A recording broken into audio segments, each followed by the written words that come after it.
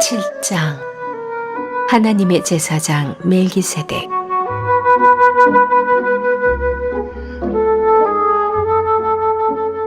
멜기세덱은 살렘의 왕이며 지극히 높으신 하나님의 제사장이었습니다. 그는 여러 왕을 무찌르고 돌아오는 아브라함을 만나서 축복했습니다. 아브라함은 답례로 전리품의 10분의 1을 그에게 바쳤습니다. 멜기세덱은 의의 왕을 뜻합니다. 살렘은 평화를 뜻합니다. 그러므로 그는 평화의 왕이기도 합니다.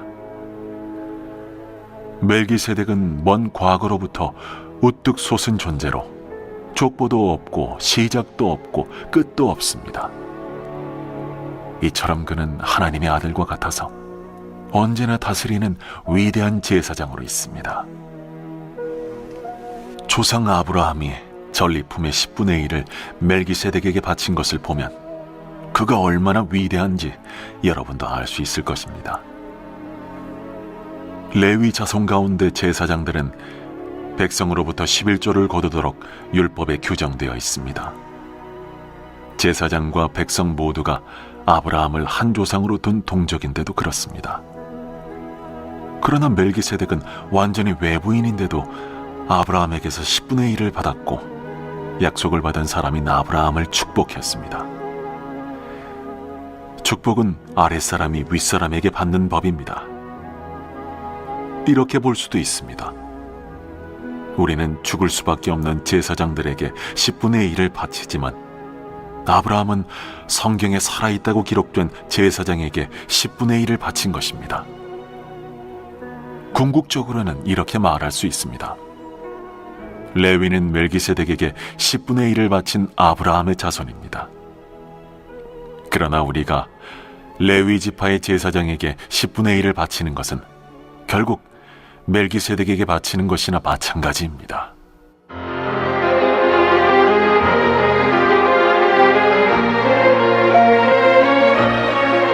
영원한 제사장이신 예수. 율법을 받을 때 바탕이 되었던 레위와 아론의 제사장직이 백성을 완전하게 할 수 있었다면 멜기세덱의 제사장직과 같은 제사장직이 생겨날 필요가 없었을 것입니다. 그러나 레위와 아론의 제사장직이 직무를 제대로 마무리하지 못했기 때문에 제사장직의 변화가 일어났고 그로 인해 근본적으로 새로운 법이 생기게 되었습니다.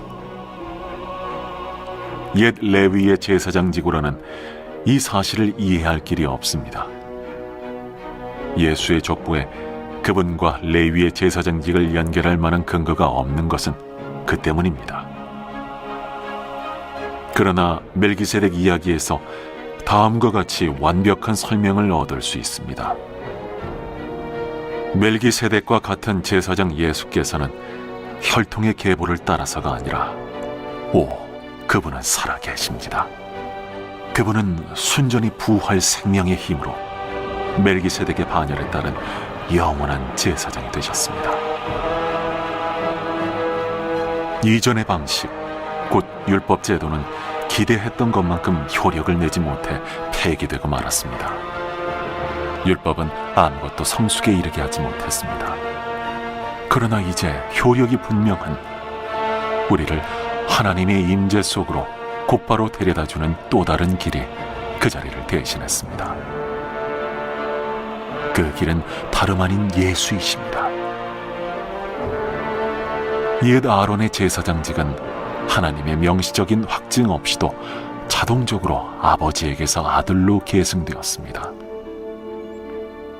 그러나 하나님이 개입하셔서 새롭고 영원한 제사장직을 제정하시고 다음과 같은 약속을 덧붙이셨습니다.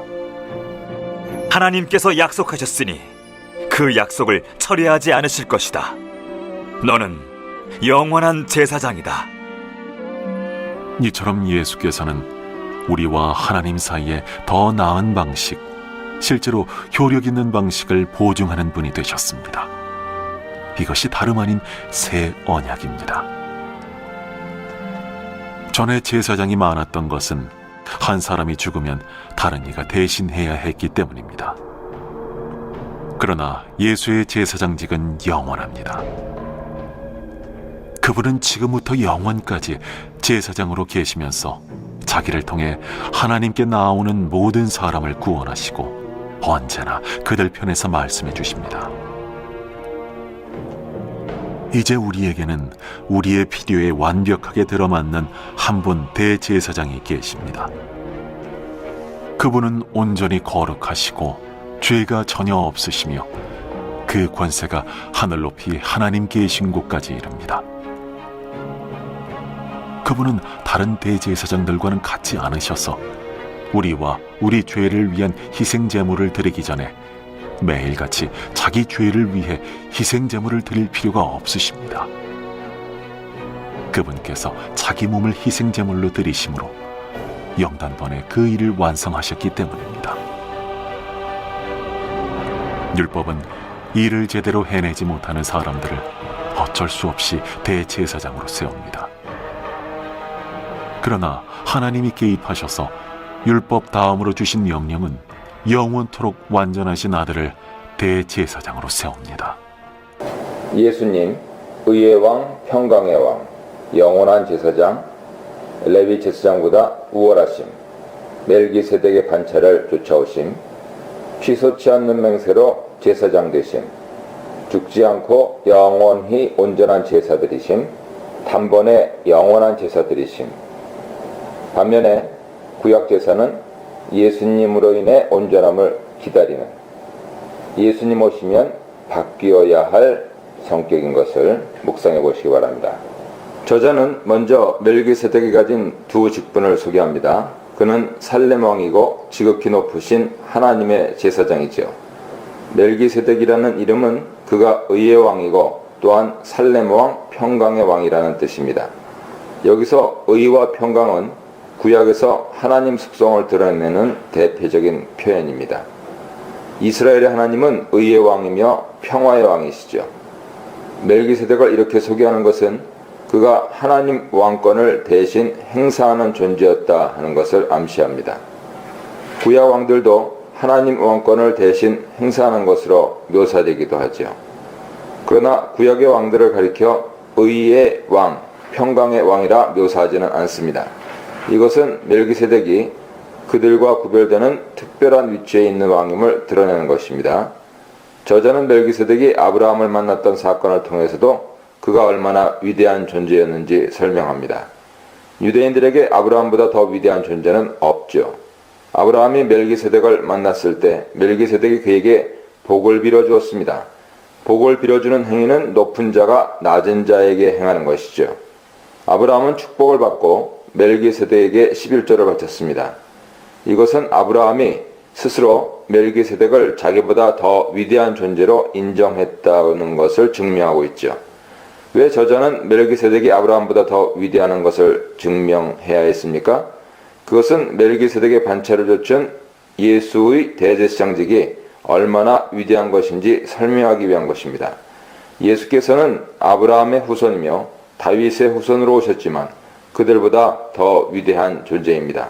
만약 유대인들이 그리스도의 복음을 떠나서 모세의 율법으로 돌아가려고 했다면 그것이 얼마나 어리석은 일이겠습니까?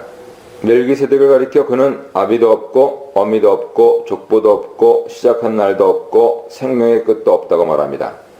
창세기는 멜기세덱의 부모나 그의 출생과 죽음에 대해 전혀 언급하고 있지 않습니다.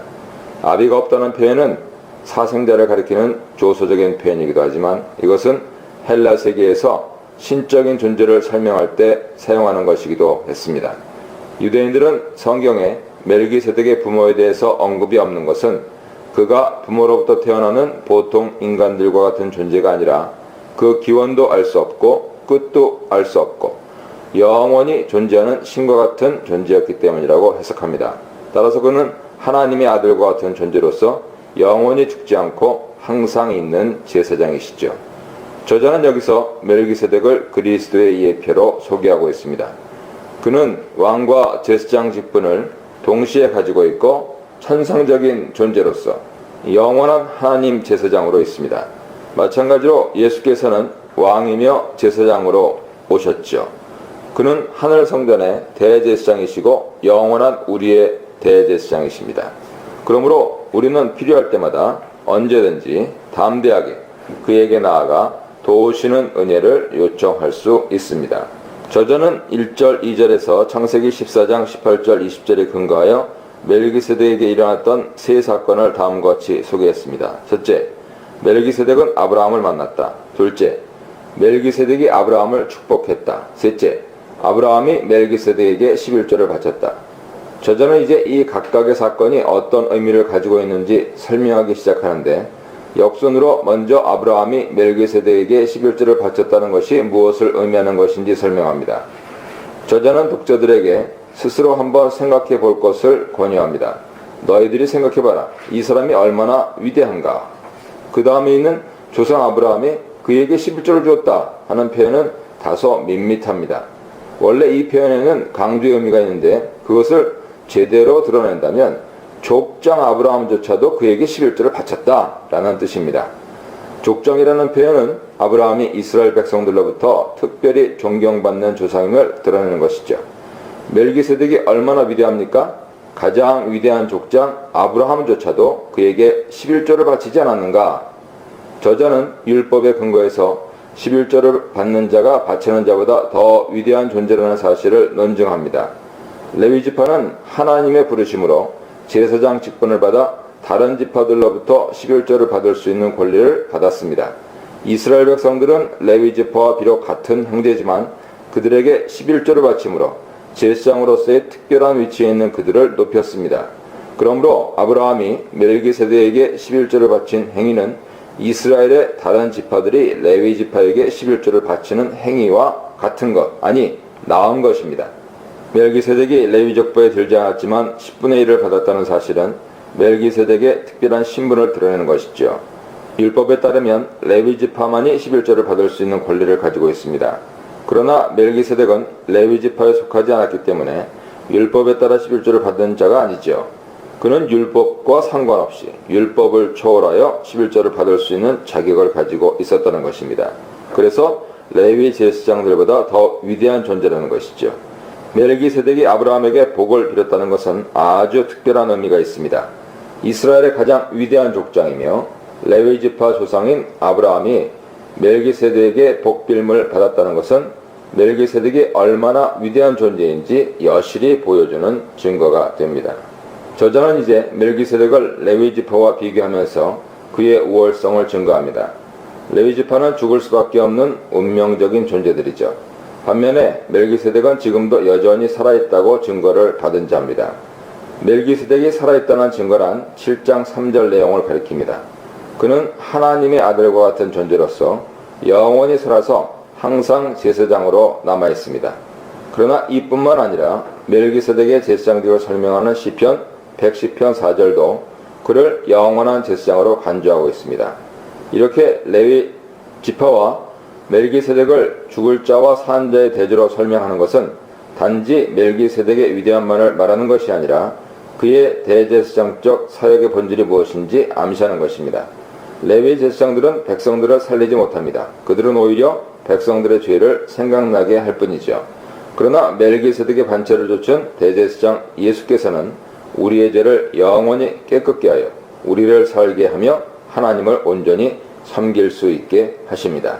저자는 이제 레위지파와 멜기세덱의 관계를 11조를 바치는 자와 받는 자의 관계로 설명합니다. 레위지파가 아브라함의 후손이었으므로 아브라함이 멜기세덱에게 11조를 바친 것은 곧 레위지파가 멜기세덱에게 11조를 바친 것과 마찬가지죠. 레위지파는 제사장이지만 그들은 또한 자신들을 위한 제사장이 필요했습니다. 멜기세덱은 레위지파의 제사장이기도 하지요. 저자는 아브라함과 멜기세덱을 비교하는 것으로 시작해서 레위 제사장과 멜기세덱을 비교하는 것으로 창세기 14장 사건에 대한 설명을 끝내고 있습니다. 이것은 아론의 반차를 좇은 레위 제사장들보다 멜기세덱의 반차를 쫓아오신 예수의 제사장직이 얼마나 더 위대한 것인지 설명하기 위한 것입니다. 11절입니다. 제사장으로서 멜기세덱이 레위보다 더 위대한 존재라고 설명했던 저자는 이제 왜 멜기세덱 반차를 좇은 또 다른 제사장이 와야 하는지 설명합니다. 레위 제사장직은 완전함을 성취하지 못했죠. 레위 제사장직의 불완전함에 대한 언급은 지금까지 완전케 하신 예수에 대한 언급과 대조됩니다. 히브리서 2장 10절, 5장 9절 참조하세요. 저자는 5장 9절 10절에서 아들은 고난을 통하여 온전케 되시고 멜기세덱 반차를 갖춘 대제사장이라 칭함받았다고 말했습니다. 사실 레위의 제사장직의 불완전함과 비교되는 예수님의 제사장직의 완전한 속죄 사역에 대한 설명은 히브리서의 중심 메시지죠. 히브리서 7장을 지나서 8장 9장에서 충분히 설명하겠습니다. 레위 제사장들이 드리는 동물의 피는 인간의 죄를 완전히 제거하지 못합니다. 그것은 육체에 관한 의식적인 죄 씻음으로써 인간의 양심을 깨끗하게 하지 못합니다. 나중에 히브리서 9장 9절 10절 보세요. 반면에 그리스도의 피는 단번에 양심을 깨끗게 하여서 온전한 행실로 하나님을 섬기게 하는 능력이 있습니다. 9장 14절입니다. 그런데 저자는 여기서 레위의 제사장직과 더불어서 율법도 완전한 것이 아니라고 말합니다. 백성이 그 아래서 율법을 받았으니 라는 표현에서 율법이 레위 제사장직에 의존되어 있는 것처럼 말합니다. 이러한 논리는 다소 우아하게 보이죠. 사실 레위 제사장직이 불완전한 이유는 그것이 불완전한 율법의 근거한 직분이기 때문이라고 해야 신학적으로 논리적으로 더 합당해 보입니다. 저자도 16절 19절 그리고 28절에서는 이렇게 말하고 있습니다. 그러나 율법이 레위 제사장직에서 나온 것이라는 이러한 설명은 레위 제사장직과 율법이 서로 상호 의존 관계에 있음을 설명하기 위한 것이죠.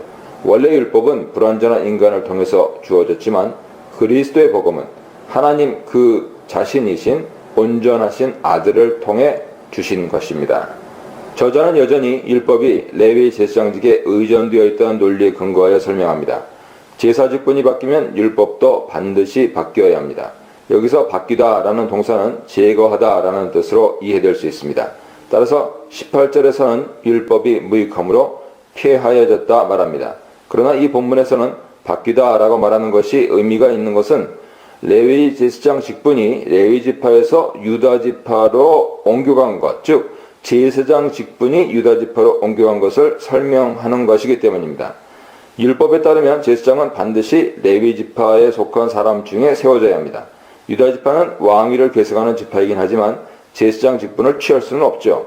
예수께서는 유다 지파에 속했으면서도 이제 제사장이 되시죠. 그러므로 율법은 더 이상 그 효력을 발휘할 수 없습니다. 이것은 레위 제사장직과 율법은 본질적으로 불완전하고 일시적인 특성을 가지고 있기 때문에 완전한 것이 오면 없어지고 사라져 갈 수밖에 없음을 설명하는 것입니다. 예수께서 어떻게 멜기세덱의 반차를 좇아 제사장이 될 수 있었습니까? 여기서 멜기세덱의 반차는 왕적인 제사장을 가리키는 것입니다. 율법은 왕직과 제사장직이 엄연히 구별되어 있어서 한 사람이 두 직분을 겸할 수 없도록 하고 있습니다. 그러나 예수께서 유다 지파에서 나오셨음에도 불구하고 제사장이 되었다는 것은 그가 멜기세덱처럼 왕적 제사장이 되었다는 뜻이죠. 저자는 이미 1장에서 천사보다 위대한 아들은 만물을 통치하는 왕이라 설명했습니다. 이것은 유다 지파 출신이며 다윗 후손으로 오신 메시아 예수께 아주 잘 어울리는 것입니다. 그러나 시편 110편 4절은 만물의 왕으로 등극하신 그분을 또한 영원한 제사장으로 세울 것이라고 하나님께서 맹세하신 말씀입니다. 예수께서는 이 맹세를 성취하며 오신 제사장이시죠. 저자는 예수를 멜기세덱과 같은 별다른 한 제사장이라 말합니다. 여기서 같은이라는 단어는 예수와 멜기세덱 간의 유사성을 가리킵니다. 이 단어는 4장 15절에서도 사용되었는데 예수께서는 우리와 같이 모든 일에 시험을 받으셨습니다. 예수께서는 우리와 같이 시험을 받으셨다는 측면에서 우리와 유사하시죠. 그러나 멜기세덱처럼 죽지 않고 영원히 살아서 항상 제사장으로 남아있다는 측면에서 멜기세덱과 유사합니다. 예수께서는 지금도 여전히 우리의 제사장으로 계시면서 우리의 연약함을 도우시는 분이시죠. 예수께서 멜기세덱과 같은 제사장이라 한 것이 무슨 뜻인지 이제 설명합니다. 그러나 저자의 관심은 여전히 레위의 제사장직과 비교해서 예수의 제사장직이 어떤 측면에서 더 위대한 것인지 설명하는 것입니다. 레위의 제사장직을 특징짓는 표현은 육신에 속한 한 계명의 법입니다. 이것은 레위 제사장직이 아론의 육체적인 후손들을 통해서 계승되도록 규정한 율법을 가리키죠. 그런데 이것을 육신에 속한 계명이라고 한 것은 레위 제사장들이 죽을 수밖에 없는 육체를 가진 존재들이다 하는 사실을 강조하는 것입니다. 예수의 제사장직이 무궁한 생명의 능력을 조차 된 것과 대조되죠. 저자가 육체와 영원한 생명의 능력의 대조를 통해 말하고자 하는 것은 첫째, 레위 제사장직의 일시성, 예수의 제사장직의 영원성을 대조하는 것입니다. 둘째, 육체 계명인 레위 제사장직의 무익함, 연약함, 예수 제사장직의 완전함, 위대함을 대조하는 것입니다. 우리가 왜 그리스도의 대속적인 사역에 관한 복음을 굳게 붙들어야 합니까? 그것은 그리스도의 복음이 우리에게 완전한 구원과 영원한 생명을 가져다 주기 때문이죠. 율법은 우리에게 일시이고 육체적인 차원의 유익을 주지만 그리스도의 복음은 영원하고 온전한 생명에 관한 유익을 줍니다. 저자는 레위 제사장직의 불완전함에서 시작해서 율법의 불완전함으로 마무리 짓습니다. 12절에서는 율법의 변혁에 관해서 말했지만 이제는 율법의 폐함에 대해 말하므로 율법의 무익성을 한층 더 강조하고 있습니다. 저자는 율법을 전에 있던 계명이라고 말함으로써 마치 후의 계명도 있을 것처럼 암시하고 있죠. 그러나 저자는 후의 계명 대신에 더 좋은 소망을 말합니다. 더 좋은 소망은 22절에서 더 좋은 언약으로 발전하죠. 저자는 여기서 레위 제사장직과 예수 제사장직을 옛 언약과 새 언약이라는 관점에서 설명하기 시작합니다. 옛 언약과 새 언약에 관한 설명은 8장 6절에서 본격적으로 설명될 것입니다. 그러나 저자는 벌써부터 그러한 방향으로 논의를 진행시키고 있죠. 율법이 폐해짐으로써 더 좋은 소망이 생긴다 말합니다. 여기서 생기니라는 단어는 도입함이라는 뜻입니다. 불완전하고 무익한 율법이 퇴장하고 대신 온전함을 성취할 수 있는 더 좋은 소망이 등장하게 되었음을 가리키죠. 더 좋은 소망은 우리를 하나님께 가까이 나아갈 수 있게 합니다. 하나님께 가까이 나아감이라는 표현은 히브리서에서 상당히 제의적인 뉘앙스를 풍깁니다. 이것은 제사장이 지성소에 들어가는 것을 가리키고 하나님께 나아갈 때 동물의 피보다 그리스도의 피가 더 크고 완전한 사죄의 은총을 베풀어 준다는 것을 의미하죠. 우리는 그리스도 안에서 더 큰 소망을 가지고 담대하게 은혜의 보좌 앞으로 나아갈 수 있습니다. 20절로 22절입니다. 계속해서 레위 제사장직보다 우월한 예수 제사장직에 대해 설명합니다. 11절로 19절에서는 예수께서 아론의 반차가 아닌 멜기세덱 반차를 쫓았기 때문에 더 위대한 제사장이라 설명했습니다. 이제 예수께서는 맹세로 제사장 되셨기 때문에 맹세가 아닌 율법으로 된 레위 제사장들보다 더 위대하다고 설명합니다. 저자의 논증은 여전히 시편 110편 4절에 근거하고 있습니다. 시편 110편 1절은 예수께서 부활하신 후 하나님 보좌 우편에 앉으셨음을 증거하는 구절이죠. 110편 4절은 하나님께서 자기의 보좌 우편에 앉으신 아들에게 멜기세덱의 반차를 따른 영원한 제사장이 될 것이라 맹세하는 데 주안점이 있습니다. 그러면 왜 맹세로 된 제사장이 율법으로 된 제사장보다 더 위대합니까? 율법은 레위 제사장직에 근거를 두고 있지만 맹세는 하나님의 명예와 그의 신실하심에 근거를 두고 있기 때문입니다. 저자는 이미 6장 16절 이하에서 하나님 맹세에 대해 설명한 바 있습니다. 맹세는 거짓말 하실 수 없는 하나님의 신실하심과 더불어 하나님 명예를 걸고 한 것입니다. 그러므로 율법은 아무것도 온전케 하지 못하지만 맹세는 우리에게 더 좋은 소망을 주죠. 예수께서는 맹세로 제사장 되심으로 더 좋은 언약의 보증이 되셨습니다. 그러므로 율법과 맹세 관계는 옛 언약과 새 언약의 관계와 같습니다. 저자는 옛 언약의 위대함에 대해서 8장 6절에서 본격적으로 설명합니다. 여기서는 새 언약을 더 좋은 언약이라고 말함으로써 예수 제사장직의 위대함을 설명하고 있습니다. 예수 제사장직이 위대한 또 다른 이유는 그는 영원히 살아서 항상 제사장직에 있기 때문입니다. 이것은 죽음으로 인해 제사장직을 계속 행할 수 없었던 레위 제사장들과 대조되죠. 여기서 레위 제사장직의 일시성과 예수 제사장직의 영원성의 차이가 단지 시간의 길고 짧음의 문제만은 아닙니다. 영원성은 신적 영역의 본질이기 때문에 완전함의 의미가 내포되어 있죠. 반대로 레위 제사장직의 일시성은 불완전함을 상징합니다. 그러므로 예수께서는 영원히 제사장직을 행하실 뿐만 아니라 온전한 구원 사역을 행할 수 있는 분입니다. 25절에서는 예수 제사장직의 위대한 이유를 두 가지로 설명하는데요. 첫째, 예수께서는 온전한 구원을 베푸신다. 레위 제사장직의 무능함과 차별되는 것인 내용입니다. 예수께서는 우리의 죄를 완전히 제거하심으로 온전한 구원을 이루셨다. 5장 9절에서 이미 말씀했습니다. 둘째, 그는 영원히 살아서 우리를 위한 중보 사역을 감당하신다. 25절 내용은 3절 내용과 유사하죠. 이 두 구절은 모두 영원한 제사장직에 대한 설명입니다. 그러므로 7장에서 시작했던 멜기세덱의 반차를 좇은 예수 대제사장직에 대한 설명은 25절에서 마무리되고 있습니다. 예수께서는 영원한 대제사장이 되셔서 항상 우리를 위한 중보 사역을 감당하십니다. 그러므로 우리는 언제든지 예수를 통해 하나님께 나아갈 수 있고, 또한 우리를 위한 그의 중보 사역은 완전한 것이어서 더 이상 율법에 의한 동물 제사를 드렸던 사람들처럼 무서움과 두려움으로 나아가는 것이 아니라 담대함으로 나아갈 수 있습니다.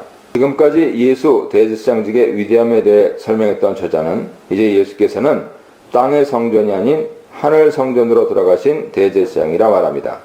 예수께서는 하늘보다 높이 되셨습니다. 여기서 하늘이라고 번역된 단어는 원래 복수로서 하늘들입니다. 이것은 유대 세계관을 반영하는 것으로서요. 유대인들은 하늘을 3층 혹은 7층으로 구성되어 있는 복수의 하늘로 간주했습니다. 중간에 있는 4층 천을 기준으로 그 아래 하늘들은 지상, 인간적 영역에 속하고 그 위 하늘들은 천상, 신적인 영역에 속합니다. 하나님은 이 중에서 가장 높은 7층 천에 거하신다고 그들은 믿었습니다.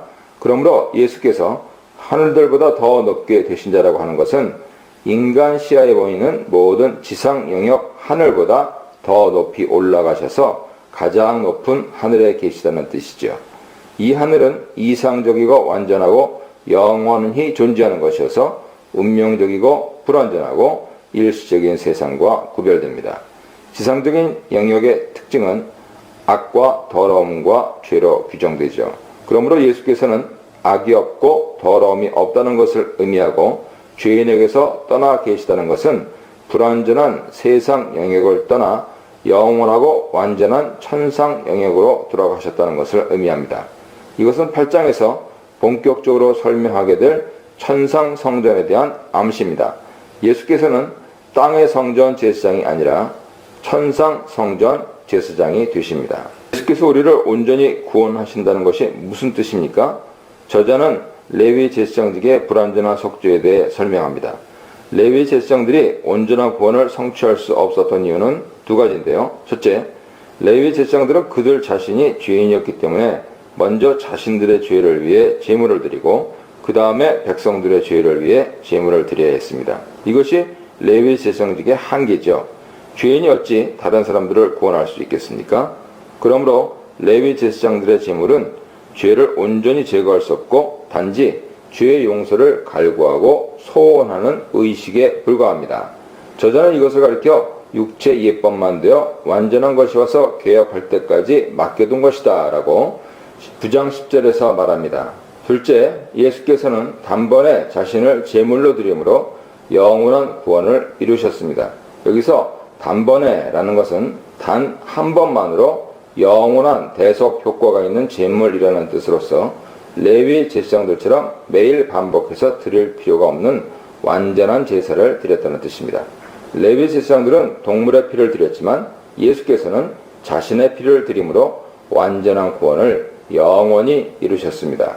저자는 마지막으로 율법에 따른 제사장과 맹세에 따른 제사장 차이를 설명합니다. 율법은 약점을 가진 사람들을 제사장으로 세웠죠. 그러나 맹세는 영원히 온전케 되신 아들을 제사장으로 세웠습니다. 그러면 예수께서는 어떻게 온전한 자가 되셨습니까? 저자는 이미 예수의 온전케 되심에 대해 2장 9절 10절에서 설명한 바 있습니다. 아들의 성육신과 십자가 죽음을 통하여서 완전함으로 들어가는 관문을 통과하신 것으로 소개했죠. 그들의 구원의 창시자를 고난을 통하여 완전케, 온전하게 하심이 합당하도다. 그리고 5장 8절 9절에서는 아들이 받으신 고난을 통하여 순종함을 배워서 온전하게 되셨다고 말합니다. 그러므로 성육신이나 십자가 고난은 모두 하나님 뜻에 대한 아들의 순종을 가리키죠. 예수께서는 지상에 계실 때 아버지께 온전히 순종하셨습니다. 그리고 그 순종의 절정은 십자가의 죽으심으로 표현되었죠. 예수께서는 이제 대제사장이 되셔서 자기에게 순종하는 모든 자에게 영원한 구원의 근원이 되십니다. 하나님께서 완전한 순종을 통하여 완전케 되신 예수를 우리의 제사장으로 세우신 목적은 우리도 그리스도를 따라 온전히 순종하는 자가 되도록 부르시기 위한 것이죠. 그러므로 예수께서 우리를 구원하신다 하는 것은 우리를 거룩한 자가 되도록 부르셨다 하는 것과 같은 뜻이 됩니다. 2장 11절 참조하세요.